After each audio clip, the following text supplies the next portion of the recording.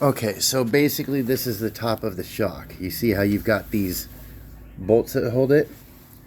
This one is sheared off, so it's not holding it. So as the car is going forward and going to slow down, this part isn't held in. It's allowing movement here, which in turn transfers to the bottom.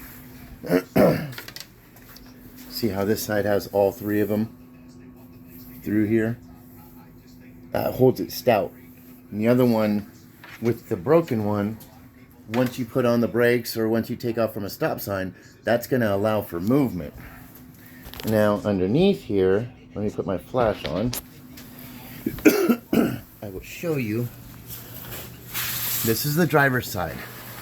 This is called the sway bar. It helps with your steering and your stability going down the road. And it runs up, and there's this part. This part, your boot is completely torn here. So this one is shot too. I'm just surprised it hasn't fallen out. But it goes through this hole and bolts on. And then it runs up to the shock up here and bolts to the shock to add for stability. And that one's toast too. Not only that, but the bracket is bent. I didn't see that the bracket was bent. That top bracket isn't supposed to come up diagonally like that. It's supposed to come out straight.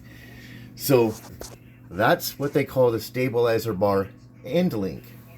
Now if you come around to this side,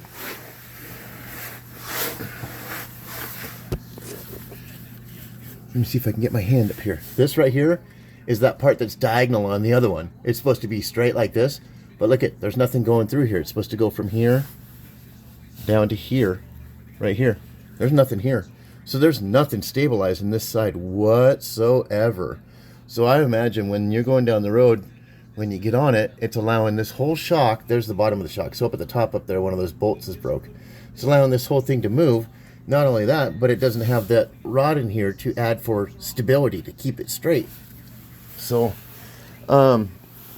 you've got some leaks down in here and stuff, which when I get the intake off, I'll be able to see where the leak is originating from, because there's a lot of oil. I'll figure that out when I get up there. But I'll show you the hoses that I'm finding that are cracked. Ouch, sorry. So this one here, these run down underneath the intake manifold, and there's a bunch of them that run together. They control the air. They get like this, where they get white and this protective coating gets all, this is supposed to be a soft sponge. This stuff is rock hard. Like, it chips off like a rock because it's super, super stiff. And these get all white and hot and dried out, and these hoses start cracking. So it's supposed to have another hose on the end of here that runs down to there where it's broke.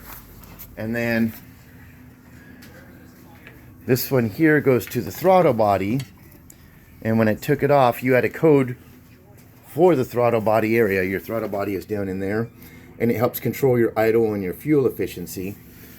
This goes onto there, and when I took it out, I see this. See those holes? All those holes where it's rotted out? That's allowing air to escape, so the proper amount of air isn't getting into the throttle body, and it's thinking it needs more fuel or less fuel, so it's messing with the fuel trim. So you're gonna have to buy this and get a new one with this. That will help seal that up so that you're not losing vacuum and air out of the throttle body.